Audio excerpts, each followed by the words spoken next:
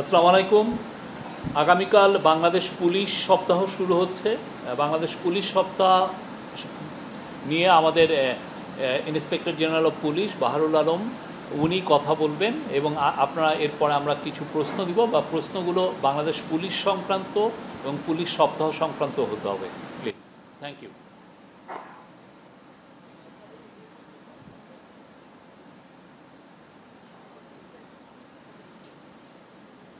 আসসালামু আলাইকুম।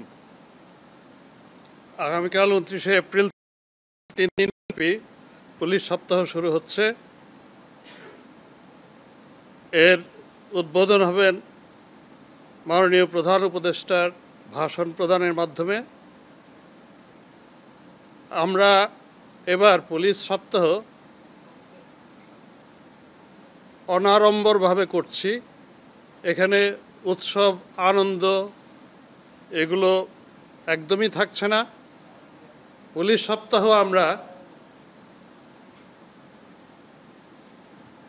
আনুষ্ঠানিক, ইংরেজিতে যাকে বলে সেরিমোনিয়াল, সেটা না করে আমরা ফাংশনাল, কার্যকর করতে চাচ্ছি।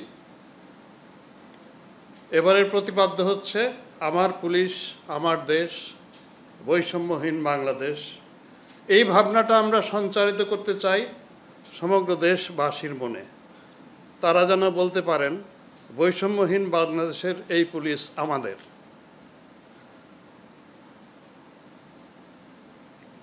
আনন্দ উৎসব বাদ দিয়ে অনেক বেশি কার্যকর সেশনগুলো করা, আমাদের আলোচনা করা, আমাদের বিগত দিনের কর্মকাণ্ড মূল্যায়ন করা, ভুল ত্রুটিগুলো নিজেরা বের করা এবং সামনের দিনের পরিকল্পনা করা। মূলত এইসব কাজগুলো নিয়ে আমরা ব্যস্ত থাকব এই 3 দিন। সারা দেশ থেকে পুলিশ ইউনিটের যারা প্রধান, পুলিশ সুপারবৃন্দ এবং মেট্রোপলিটন পুলিশ কমিশনার বৃন্দ ওনারা আসবেন এবং ঢাকার সদর দপ্তরের যারা ঊর্ধ্বতন পুলিশ কর্মকর্তাবৃন্দ তারা থাকবেন।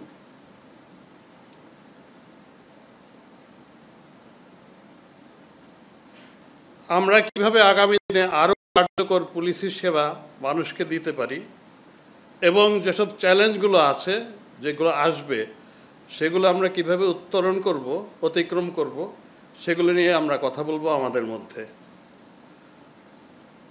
আমরা মাঠ পর্যায়ের যে পরিস্থিতি সবার কাছ থেকে নিব, জানব এবং আগামী দিনে তারা কি কর্মপরিকল্পনা গ্রহণ করেছেন সেটাও শুনব। গত 17ই মার্চ মাননীয় প্রধান উপদেষ্টা উনি মাঠ পর্যায়ের পুলিশ সুপার এবং মেট্রোপলিটন পুলিশ কমিশনার সকলকে অ্যাড্রেস করেছিলেন। সেখানে কিছু দিক নির্দেশনা ছিল, আমরা সেগুলো কিভাবে বাস্তবায়ন করব সেগুলো আমরা আলোচনা করব। পুলিশ সুপারগণ এগুলো আমাদের জানাবেন। এবারের পুলিশ উইকে আমরা নাগরিক সমাজের সাথে একটা আলোচনা অনুষ্ঠান রেখেছি। নাগরিক সমাজের বিভিন্ন শ্রেণীর যারা সভ্য, যারা সাহিত্যিক, শিক্ষক অথবা ছাত্র প্রতিনিধি, ইভেন গীতিকার, ক্রীড়াবিদ, সবাইকে আমরা আমন্ত্রণ জানিয়েছি। একটা সেশনে আমরা ওনাদের কথা মুখ থেকে শুনতে চাই, পুলিশিংয়ের বিষয়ে তাদের ধারণা কি, তারা কি অভিজ্ঞতার সম্মুখীন হয়েছেন গত 7-8 মাসে এবং 5ই আগস্টের আগের সময়ে। আমরা আমাদের ভুল ত্রুটিগুলো তাদের কাছ থেকে শুনব, আমরা আরও কিভাবে সামনে এগোতে পারি সেগুলো তাদের কাছ থেকে শোনার জন্য আমরা আশা রাখি।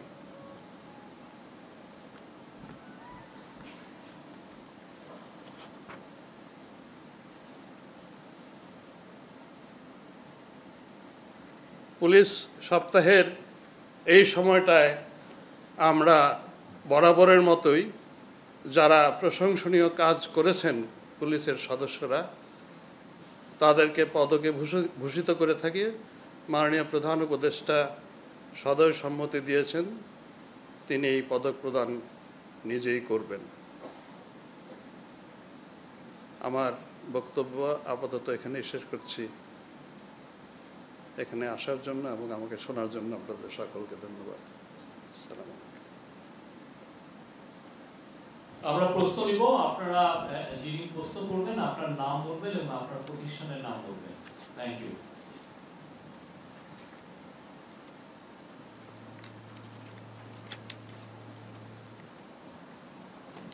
আমার নাম আল আমিন, আমি আমার দেশের সিনিয়র রিপোর্টার। আমার দুটি প্রশ্ন।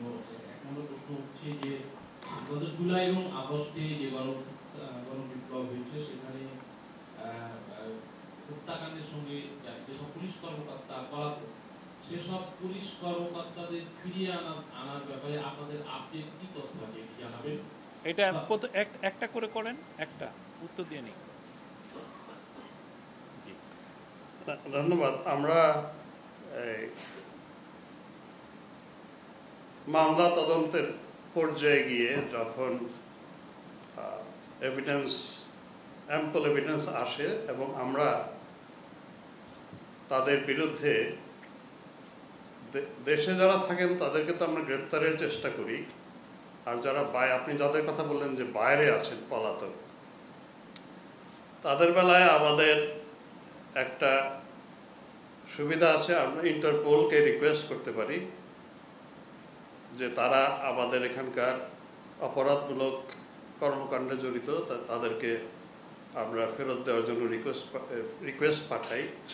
ইন্টারপোল তাদের সমস্ত সভ্য দেশগুলোতে আমাদের এই আবেদনটা পাঠিয়ে দেয়, ওনাদের ভাষায় এটাকে রেড নোটিশ বলে, এবং এই প্রক্রিয়াটাই আমরা শুরু করেছি। আপনারা জানেন একটা দুইটা কেসে আমরা সেটা করেছিও। ধন্যবাদ। আমার নাম মনিরুজ্জামান উজ্জ্বল, আমি জাতীয় থেকে বলছি। এই যে সারা দেশে মামলা হচ্ছে, মামলায় রাজনৈতিক নেতাদের পাশাপাশি ব্যবসায়ী, সাংবাদিক সহ বিভিন্ন পেশার মানুষের মামলা হচ্ছে। নতুন করে গতকাল 408 জনের বিরুদ্ধে মামলা হয়েছে। আমরা অনেক সময় আপনাদের মুখ থেকে শুনি বেশিরভাগ মামলায় মিথ্যা। একটি চক্র এই মিথ্যা মামলার নামে টাকা পয়সা অনেক কাছ থেকে আদায় করছে ভয়ভীতি দেখিয়ে। বিষয়টিকে আপনি কিভাবে দেখেন?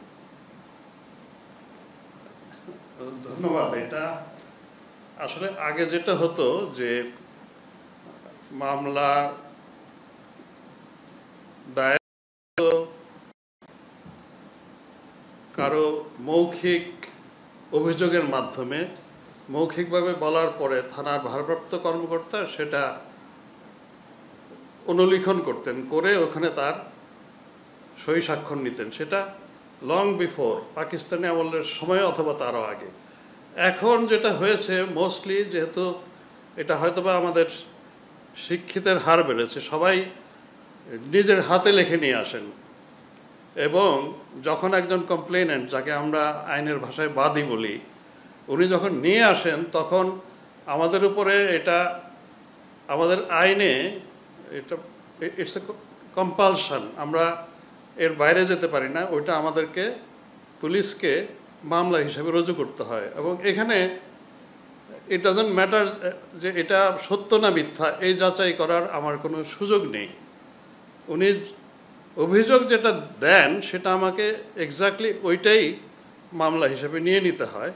এরপর তদন্তে গিয়ে আমি দেখি যে আসলে কতটুকু সত্য কতটুকু মিথ্যা। সত্য অংশটুকুই আমরা তদন্তে উঠিয়ে নিয়ে আদালতের কাছে পাঠাই যে এই অপরাধটা হয়েছে। এখন যেটা 5 আগস্টের পরে দেখা গেছে, আপনি মানে ভেরি রাইটলি সেড, অনেকে ওই অসৎ উদ্দেশ্যে মানুষের কাছ থেকে অর্থ আদায়ের জন্য, হ্যারাস করার জন্য, ভয় দেখানোর জন্য অপরাধটা হয়তো 5 জন, ওখানে আরও 300 লোকের নাম দিয়ে মামলা দায়ের হচ্ছে, এবং গতকালও একটা হয়েছে।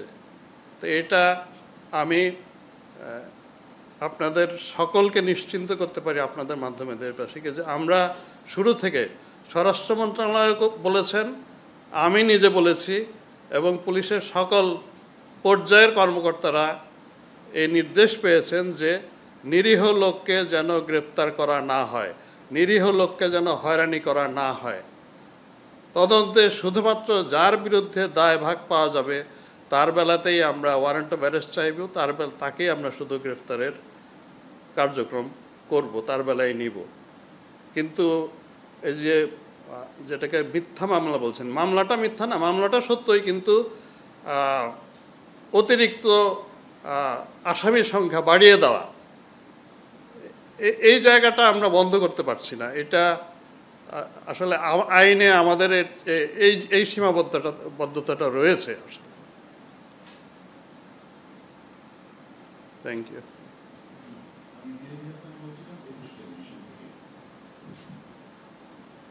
অতীতে আমরা পুলিশকে দেখেছি যে এই সরকারি বাহিনীর পেকুয়া বাহিনী হিসেবে ব্যবহৃত হয়েছে। এখন নিরপেক্ষ সরকার আছে, পুলিশ নিরপেক্ষ হওয়ার চেষ্টা করছে।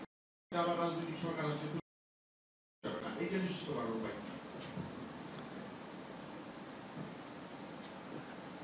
আসলে দেশ আলটিমেটলি তো রাজনীতিবিদরাই চালাবেন। তারা তো নিশ্চয়ই সবচাইতে বেশি বোদ্ধা এবং দেশের কল্যাণ, মানুষকে এগিয়ে নিয়ে যাওয়া, নেতৃত্ব দেওয়া, এটা তো আসলে ওনারাই করেন। এখন আমরা তো তাদের নেতৃত্বের উপরেই আস্থা রাখি। আমরা বরাবরই বলে আসছি যে অনেক দেশে আছে যে পুলিশের ফাংশনাল অংশটুকু, মানে অপরাধ তদন্ত, গ্রেফতার, এই অংশটুকু কোনো একটা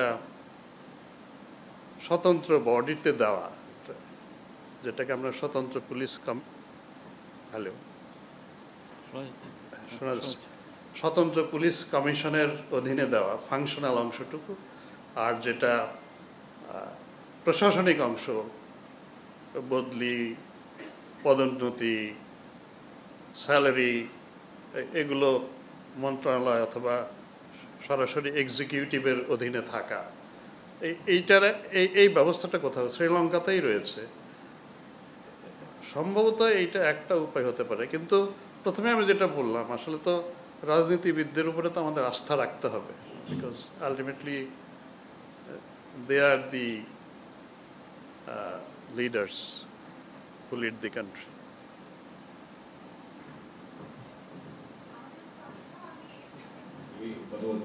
হ্যাঁ, আগে উনি বলুক, আগে একজন নারী সাংবাদিক বলুক, উনি আগে বলুক প্লিজ। আমার নাম সাবিহা, আমি এর থেকে কাজ করি। আমার প্রশ্ন ছিল, গণঅভ্যুত্থানের পর প্রায় 10 মাস কেটে গেছে, তো যতদূর জানি পুলিশ বাহিনীর সদস্য সংখ্যা 3,000 মতো। তো আন্দোলনের সময় কারা আসলে গুলির নির্দেশ দিয়েছিল? আপনি বলেছিলেন দায়িত্ব গ্রহণের পর প্রথম প্রেস কনফারেন্সে যে দায়ী ধারণের কাজ আপনারা করছেন, তো আসলে মোট কতজন এই অভ্যুত্থানে গুলি চালানোর নির্দেশ দিয়েছে? Thank you. Thank you very much. এটা আসলে এই মুহূর্তে বলা সম্ভব নয়, এই কারণে আমি বলছি আপনাকে যে প্রতিটা মামলায় কিন্তু আমরা তদন্ত করছি এবং প্রতিটা মামলাতেই কিন্তু ঘটনাগুলো উঠে আসছে। কেউ বলছে যে এই আমার সময় উনি বলেছিলেন, আমার সময় উনি বলেছিলেন। এখন মামলা তো প্রায় আমাদের 1500, এর মধ্যে আমার হত্যা মামলাই আছে প্রায় 600। তো এখন আমাদেরকে প্রত্যেকটা তদন্তেই আমাদের আসলে তথ্যভাবে উঠে আসছে এবং এটা হচ্ছে মামলা সব তদন্ত শেষ হলে হয়তো ফাইনালি গিয়ে আমরা বলতে পারবো যে আমাদের তদন্তের ফলাফল হিসেবে দেখা যাচ্ছে যে এতজন লোক তারা অর্ডার করেছিলেন, এতজন লোক গুলি করেছিলেন, এতজন লোক এই কাজে নিরত ছিলেন, এতজন লোক, মানে পুরো প্রক্রিয়াটা শেষ না হলে আমরা আসলে এটা বলতে পারছি না। Thank you. নো, উনি করবেন। আমি জনগণকে কাজ করি। আপনি গণগ্রেপ্তার যে একটা বক্তব্য দিয়েছেন, সেখানে বলা হয়েছে যে মামলা নিতে হবে, অভিযোগ করলে তাকে শেষ হাতে লেখা করতে এবং লিখতে পারে। কিন্তু এখন এই যে একটি মামলা 4 শতাধিক আসামি করা হবে, এখানে হয়তো 5 জন 10 জন 20 জন ব্যক্তি যদি আসতে হতে পারে, বাকিগুলো নির্ভর, সেই নির্ভরদের মেসেজ কি? তারা কি ভিত্তিম হবে, সাফার করবে, তারা এখানে দোকান দিতে বর্তমান স্বীকার করবে এবং এই মামলাগুলো কিন্তু 8 মাসে একটি মামলার চার্জ দিতে পারবে। এই যে যখন আরেক মামলার তদন্তটা কত সময় রাখতে হবে চার্জ, তো সেক্ষেত্রে ভিত্তিম কিভাবে ভিত্তিম হবে, তার জন্য আপনার কি ব্যবস্থা কি রাখবে? 211 টাকা মামলা করা যাবে, মিথ্যা মামলা করে ফাঁসি দিতে পরবর্তী প্রসেসিং নেওয়া যাবে। এই ক্ষেত্রে আপনার কি দল সাপোর্ট দেবেন? Thank you.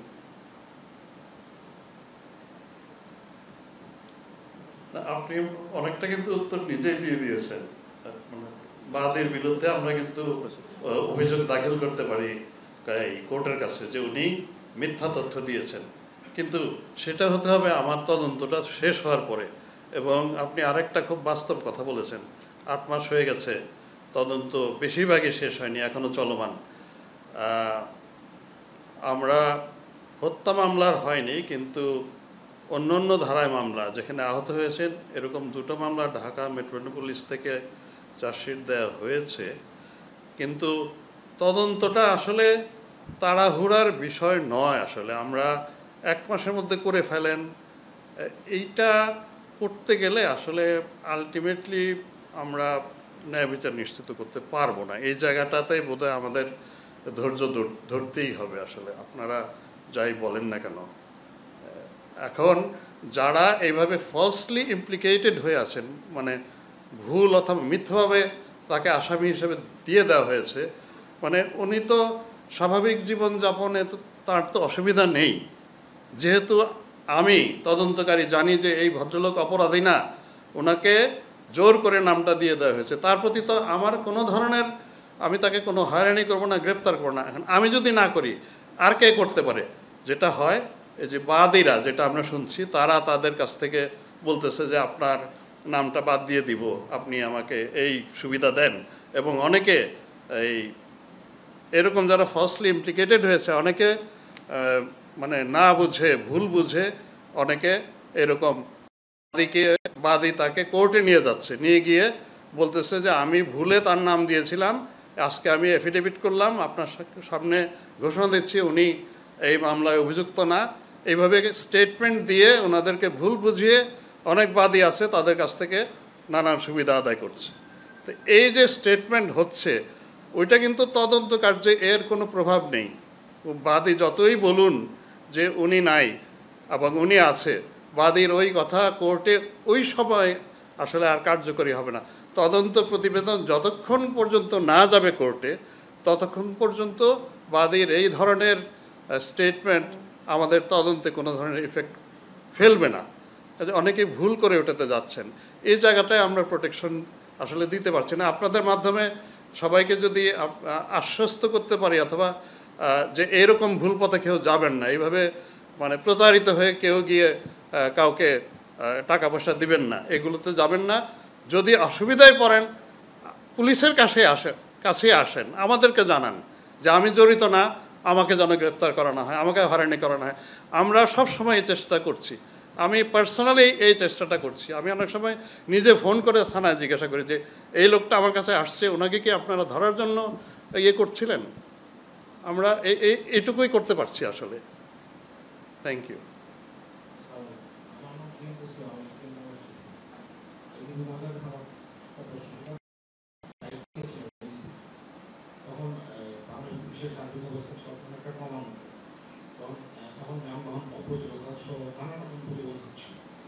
এই কয়েক মাস আপনার অনেকটা আমাদের দেশের আইন শৃঙ্খলা পরিস্থিতি ভালো। আমার প্রশ্ন হচ্ছে, এখন যানবাহনের অপ্রচলিত রয়েছে কিনা, আর পরিপূর্ণ সক্ষম আইন শৃঙ্খলা পরিস্থিতি নিয়ন্ত্রণে আপনার কতদিন সময় লাগতে পারে ভালো? Thank you. আমাদের যানবাহন একটিও বাড়েনি, কিন্তু সরকারি প্রক্রিয়াগুলো একটু সময় লাগে। প্রক্রিয়া হয়েছে, আমরা একেবারে শেষ পর্যায়ে আছে। একটা 200 পিকআপ কেনার এটাই প্রথম, আজ পর্যন্ত এখন আমরা পাইনি। একটা এই advisory committee on government purchase, যেটা সিসিজিপি বলে, ওইটাতে যাবে বোধহয় নেক্সট উইকে। তাহলে আমরা এই প্রথম 200 পিকআপ পাবো। আমাদের 405-এর মতো গাড়ি পুড়ে গেছে। তো পিকআপগুলো আমাদের বেশি দরকার, এখন আমরা আসলে পাইনি। এর মধ্যেই চলতেই হবে।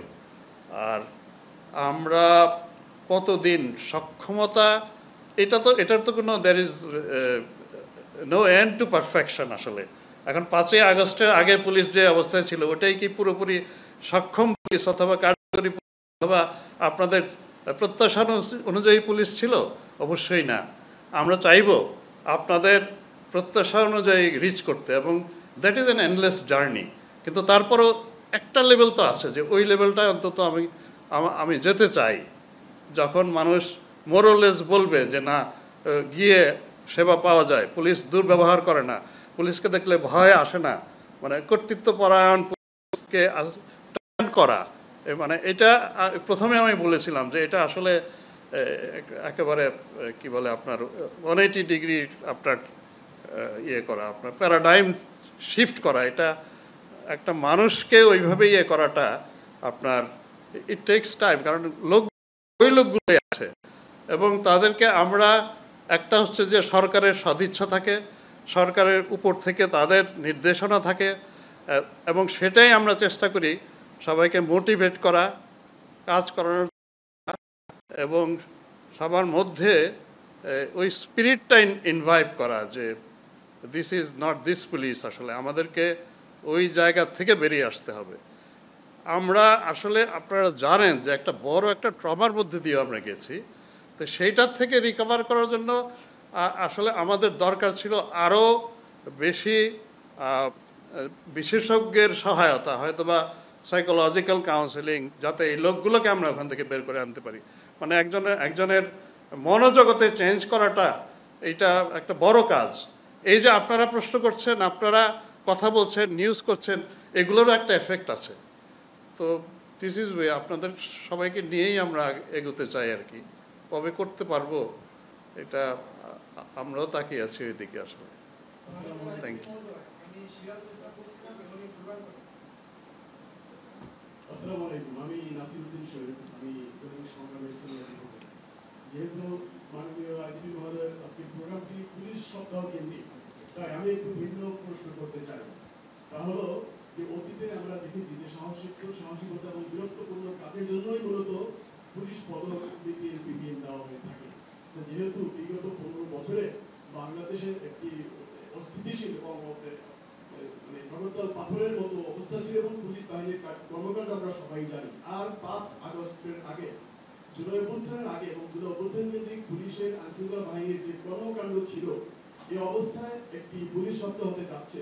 তা আমার প্রশ্ন হলো, এই প্রেক্ষিতে যারা পুলিশ পদক পাচ্ছেন 62 জন, এদেরকে কোন ক্যাটাগরিতে, কোন সাহসিকতা এবং কোন মর্যাদায় এই পদকগুলো দেওয়া হচ্ছে? আর একটা হলো আইনশৃঙ্খলা বাহিনী যেহেতু এখন আগের চেয়ে ভালো, আপনার একটা কোশ্চেন পেয়েছি, ওইটা আগে দেই পরে। Thank you. আমরা 62 জনের মধ্যে একটু ক্যাটাগরি আছে, কিছু আছে সাহসিকতার জন্য আর কিছু আছে সেবার জন্য। সাহসিকতার যে কাজগুলো, এর মধ্যে একটা আপনারা মনে আছে, ইটস এ গ্লোয়িং এক্সাম্পল, একজন পুলিশ সদস্য ছিনতাইকারীকে আঁকড়ে ধরে রাখছে, তাকে দিয়ে স্ট্যাপ করতেছিল, তারপরে সে উনি ছাড়েননি, তো সেটা সাহসিকতার কাজ। এইরকম আরও সাহসিকতার কাজ হয়েছে, আপনাদের মনে আছে, আপনারাই সবচেয়ে ভালো জানেন, 6ই আগস্টে যারা রাজারবাগে অস্ত্রের মুখে রাজারবাগে ঢুকেছিলেন, তখন আমাদের বিপুল সংখ্যক অসন্তুষ্ট এবং বলা যায় সর্ট অফ রেবেলিয়ান বিদ্রোহী পুলিশ সদস্য ওখানে ছিলেন, যারা ইমিডিয়েটলি আফটার 5ই আগস্ট তারা এই বাহিনীর বিরুদ্ধে, পরিচালনার বিরুদ্ধে, সর্বোপরি কর্তৃপক্ষের বিরুদ্ধে তারা প্রবল ক্রোধান্বিত ছিলেন এবং অনেকেই অস্ত্র হাতে দাঁড়িয়েছিলেন যে আমরা অফিসারদেরকে, তাদের জন্য আমাদের এই দুর্ভোগ, তাদের জন্য আমাদের মৃত্যু, আমরা তাদেরকে আর দেখতে চাই না। এইরকম একটা অবস্থায় মানে ইট ওয়াজ রিয়েলি মানে জীবন আশঙ্কা ছিল একবারে আক্ষরিক অর্থে। এর মধ্যেই আপনার ওই সময়ের অনেক ঊর্ধ্বতন কর্মকর্তা, এর মধ্যে এর আগে আমার আগে যিনি ছিলেন প্রাক্তন ইন্সপেক্টর জেনারেল মইনুল ইসলাম, ওনারা বিপুল সাহস নিয়ে ওনারা গিয়েছিলেন এবং মোস্ট অফ মানে সবচেয়ে যে সেই গ্যালান্ট্রি অ্যাওয়ার্ডগুলো, বেশিরভাগ সাহসিকতার পদকগুলো ওই ঘটনার সাথে যারা জড়িত তারাই পেয়েছেন। বাকিরা বেশিরভাগই হচ্ছে আপনার ওই সেবার জন্য, সেবা মানে পুলিশি সেবা। যিনি একটা গুরুত্বপূর্ণ ক্লুলেস খুনের মামলা তদন্ত করেছেন, উনি হয়তো বড় একটা সেবামূলক কাজ করেছেন, যার জন্য ওই এলাকায় তাকে মানুষ বিপুল প্রশংসা দিয়েছে। এই ধরনের কাজগুলো আমরা সেবামূলক কাজের জন্য পদকগুলো দিয়েছি। Thank you. সিরাজুল ইসলাম।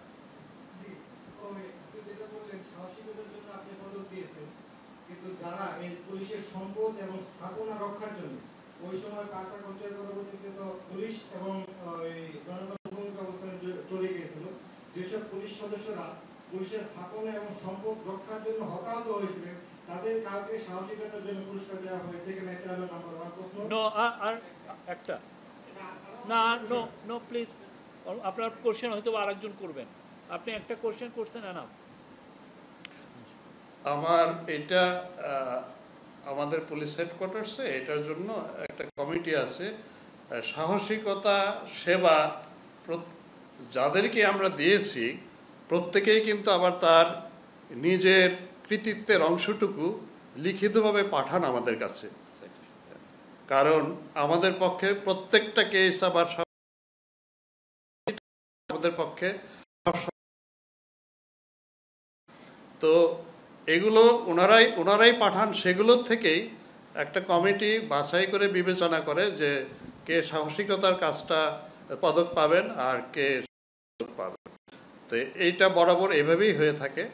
তো এবারও আমরা সেভাবেই করেছি। এক্স্যাক্টলি স্থাপনা রক্ষার জন্য ওই সাহসিকতার জন্য পদক দেওয়া হয়েছে কিনা আমাকে একটু দেখতে হবে। Thank you. আমার নাম হচ্ছে মোস্তফা মল্লিক, আমি চ্যানেলের বিশেষ প্রতিনিধি। সিরাজ ভাই পরের অংশটা বলি, এবং অনেকে মারাও গেছে পুলিশের সম্পদ রাখতে গিয়ে। এইটার ব্যাপারে ফলো আপটা আসলে আমরা একটু জানতে চাই কি অবস্থায়, এবং এই মুহূর্তে আপনার কাছে সবচেয়ে বড় চ্যালেঞ্জ কি মনে হয়? কারণ অনেক উত্তপ্ত করার জন্য মাঠে আছে, আবার শান্তিপ্রিয় মানুষজন চাচ্ছে আমরা সত্যি যে উদ্দেশ্য নিয়ে হয়েছিল আমরা এরকমই একটা শান্তি চাই। এই মুখোমুখি অবস্থানে অথবা মুখোমুখি অবস্থান নাও হতে পারে, চ্যালেঞ্জ করতে। ধন্যবাদ।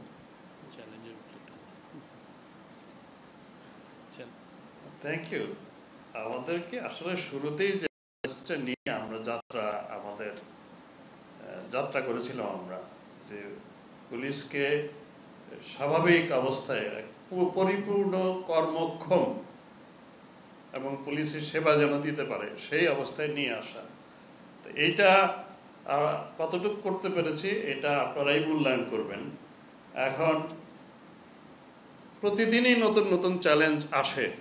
যেমন গত 1-1.5 মাসে আমাদের প্রতি মুহূর্তেই ব্যস্ত থাকতে হচ্ছে এই নানান ধরনের, আমরা স্পয়লার্স বলি, আইন শৃঙ্খলা পরিস্থিতি নষ্ট করতে যাচ্ছে। হঠাৎ করে একটা ঝটিকা মিছিল আসলো, এসে মানুষের মধ্যে, সমাজের মধ্যে একটা ভীতির তৈরি করা, অথবা নানান ধরনের এই সামাজিক মাধ্যমে নানান ধরনের হুমকি দেয়া, অপপ্রচার করার, মিস ইনফরমেশন অ্যান্ড ডিসইনফরমেশন, ভুল তথ্য, মিথ্যা তথ্য দেওয়া, এক এক সময় এক একটা ওয়েভ আসে। তো আমার কাছে মনে হয় যে দিজ আর নেভার এন্ডিং। আমাদের গোলটা তো হচ্ছে একেবারে একটা পিসফুল, স্থিতিশীল সমাজ, স্টেবল সমাজ আলটিমেটলি তৈরি করা, যাতে রাষ্ট্রীয় সকল কর্মকাণ্ড আপনার নির্বিঘ্নে ঘটতে পারে। যখন একটা বড় ইভেন্ট আসে, ঈদের সময়টাই মনে করেন অথবা রমজান, তখন আমার কাছে মনে হয় যে this is my greatest challenge. কারণ এইটা যেন অন্তত সবচাইতে মানুষ কম ক্ষতিগ্রস্ত হয়, সবচাইতে ইজিলি, ভালোভাবে, সুষ্ঠুভাবে এটা পার করতে পারে, তখন ওইটাই একটা বড় চ্যালেঞ্জ হয়। Thank you.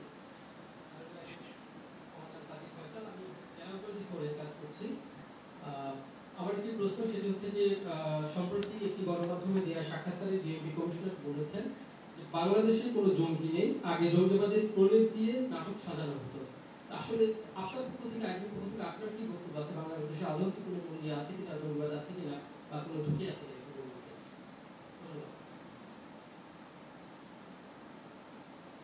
দেখেন, এটা মানে টোটালি কোনো জঙ্গি নেই এরকম ইয়ে তো কেউ নিশ্চয়তা কখনো দিতে পারে না আসলে।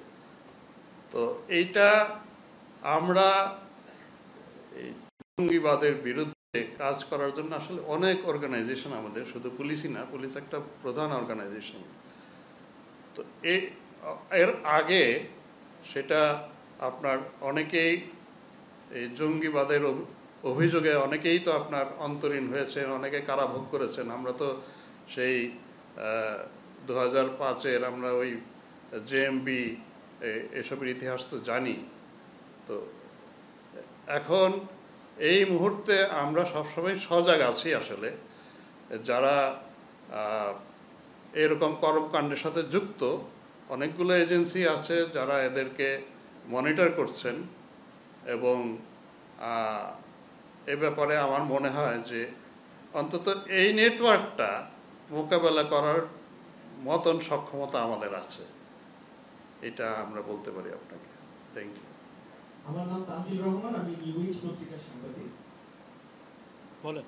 জি, আমার প্রশ্নটা হচ্ছে, মাননীয় আইজিপি বললেন যে 5ই আগস্টের পরে যে যানবাহনগুলো ক্ষতিগ্রস্ত হয়েছে তার ভিতর থেকে একটা যানবাহন পাওয়া যায়নি, কিন্তু আমরা আসলে দেখলাম যে ডিএমপিতে অক্টোবরের দ্বিতীয় সপ্তাহে 50টা ইন্ডিয়ান ভেহিকেল আসলে ক্রয়ের প্রক্রিয়া নিয়েছে, এবং তার ভিতরে 10টা অক্টোবরের দ্বিতীয় সপ্তাহে হচ্ছে ঢাকা মেট্রোপলিটনের বিভিন্ন থানায় দেওয়া হয়েছে।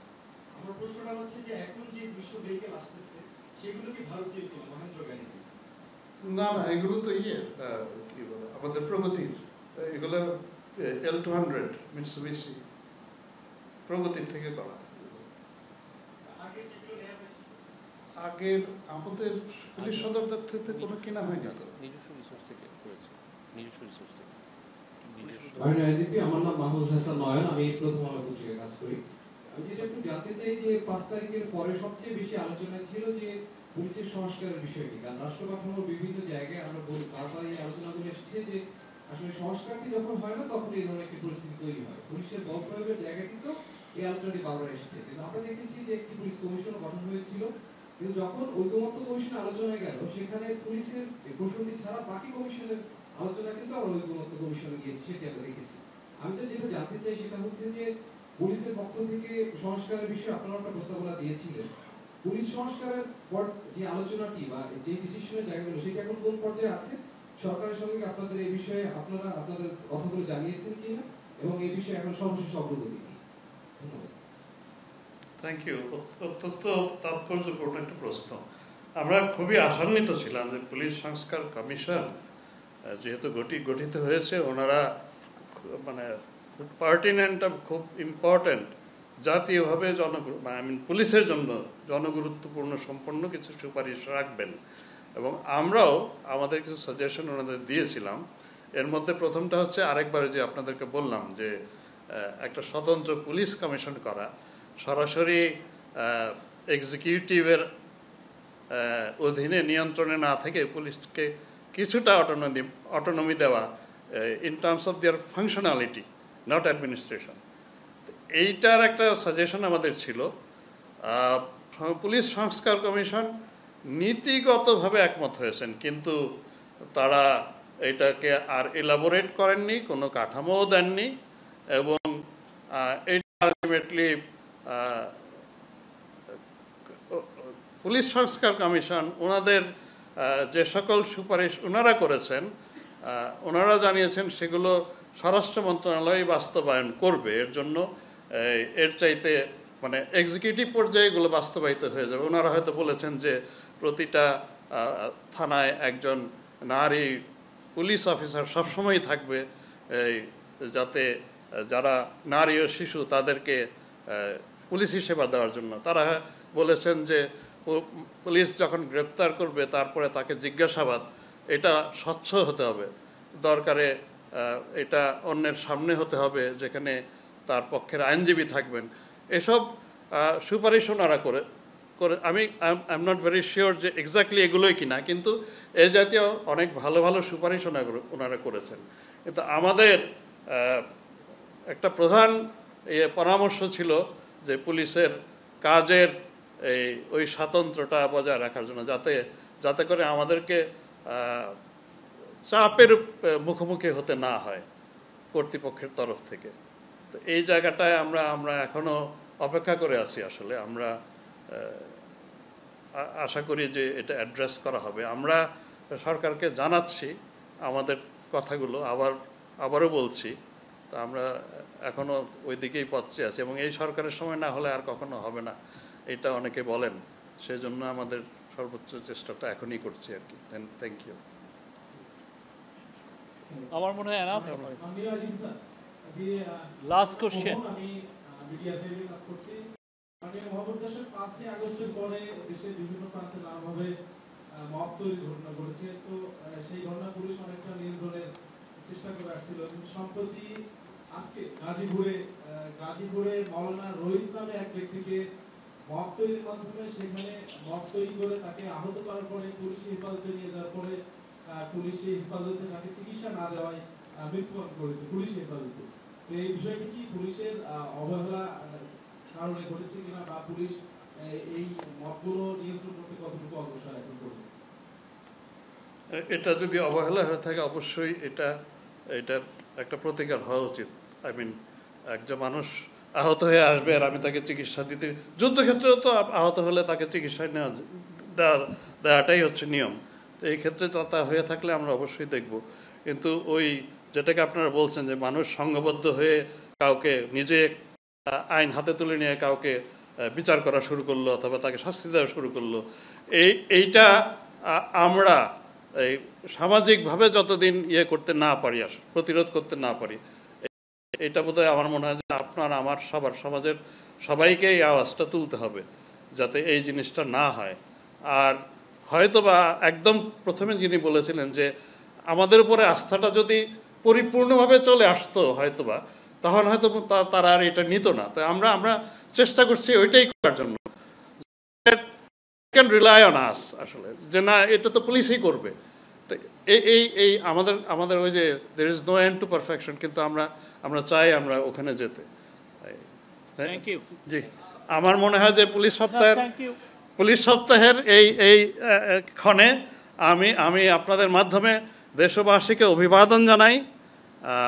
আমরা তাদের সেবক এবং আমরা আপনাদের মাধ্যমে দেশবাসীকে বলতে চাই আমাদের ভুল ত্রুটি ধরিয়ে দেন। এবং আরেকটা জিনিস, একটা অনুরোধ আমি দেশবাসীকে বলতে চাই, সমাজের সকলকে, আমি অনেক সময় অন্যায় আবদারের মুখোমুখি হই, অমুককে বদলি করে দেন, অমুককে ছেড়ে দেন, অমুককে পদক দেন, এসব আবদারও আসে। আমাকে বিধিবিধান মেনে পুলিশ পরিচালনা করার জন্য আমি বিনীত প্রার্থনা জানাই দেশবাসীর কাছে, আমি যেন বিধিবিধান মেনে চলতে পারি, আমার প্রতি অন্যায় আবদার যেন যতটুকু পারেন যেন কম হয়, এটাই প্রার্থনা। ধন্যবাদ।